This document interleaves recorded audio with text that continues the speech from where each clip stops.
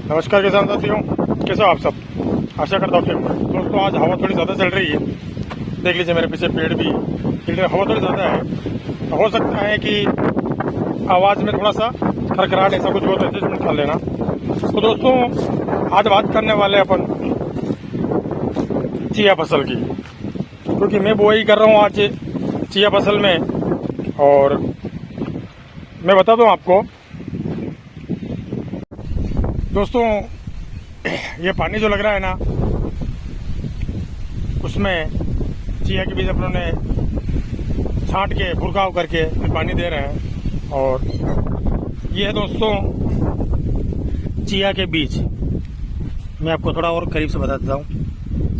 देख लीजिए, ये गए साल का बीज है अपना, तो काफ़ी अच्छी तरह से पका था।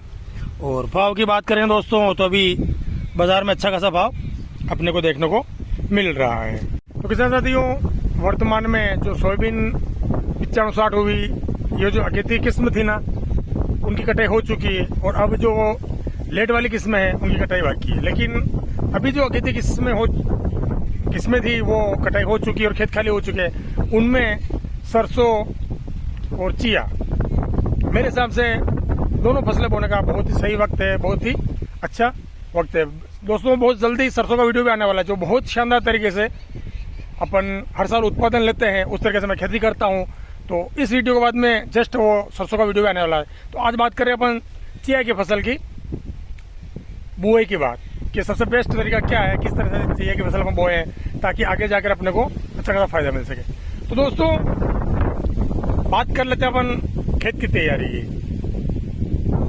यदि किसान साथियों आप देसी गोबर खाद डालते हैं और अच्छा खेत है, मतलब जिसमें जैविक जीवाश्म की कोई कमी नहीं है, देसी खाद आप हर साल डालते हैं या 2 साल में डालते हैं, तो ऐसे खाद खेत में अलग से अपना रासायनिक खाद देने की कोई जरूरत नहीं है।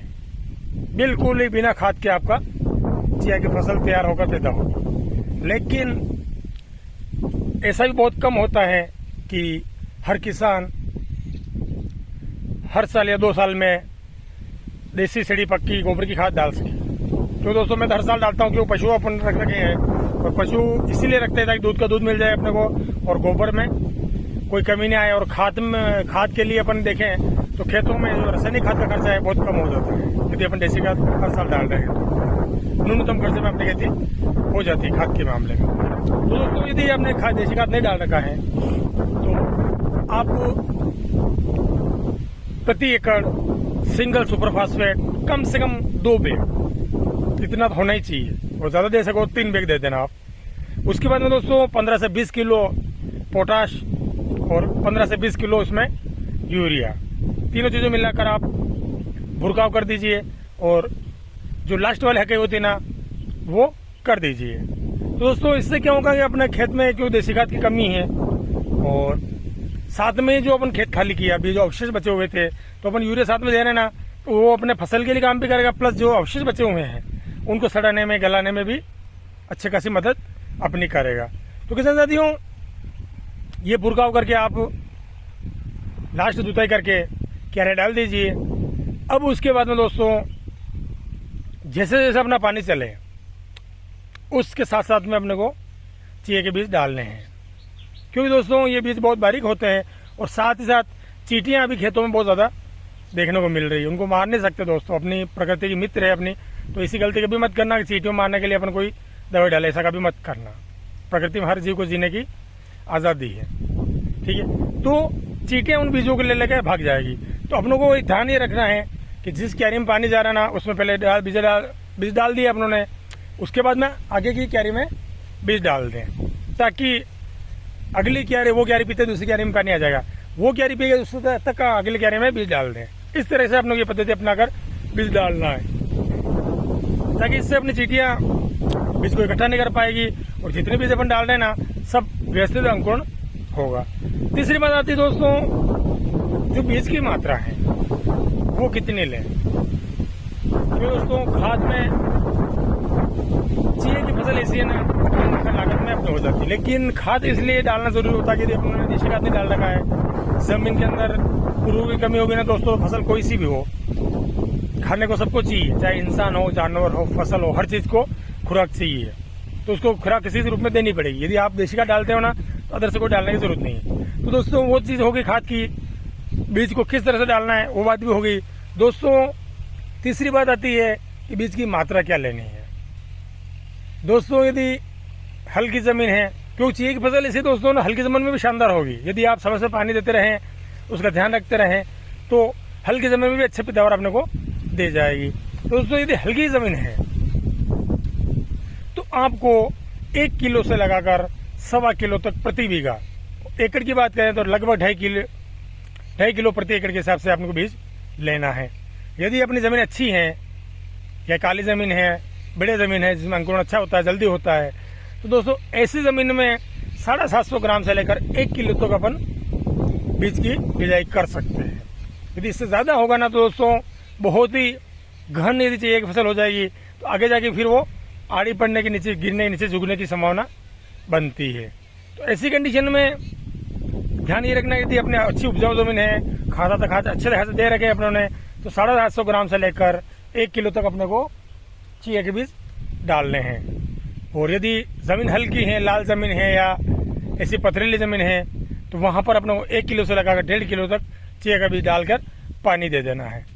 इसके बाद में दोस्तों 3 से 4 दिन निकले डबल से पानी अपने को फिर से दे देना है। उससे क्या होगा दोस्तों, जो चिया के बीज रहते हैं ना उनको नमी मिलेगी, तो अपनी जो चिया की फसल है वो जल्दी अंकुरण ले लेगी। यदि अपन 5 दिन 6 दिन निकालेंगे तो अंकुरण में समस्या आ सकती है, क्योंकि दोस्तों गर्मी भी अभी गर्मी पड़ रही है, ठंड शुरू हुई नहीं है, तो अपने को पानी समय से देना पड़ेगा। एक बार अंकुरण हो गया, थोड़ा सा बड़ा हो गया ना, उसके बाद में लेट पानी देंगे चलेगा। लेकिन एक बार जब अंकुरण होगा, थोड़ा सा बड़ा होना, तब तक के लिए 1 पानी 2 पानी अपने साथ साथ में समय के हिसाब से देख लेना कि खेत में क्या डिमांड है, उस हिसाब से अपन को देना है। लेकिन जो पहली सिंचाई अपन कर रहे हैं उसके बाद में जो सेकंड वाला पानी देंगे अपन दोस्तों, वो 3 से 4 दिन के अंदर अपने को देना पड़ेगा।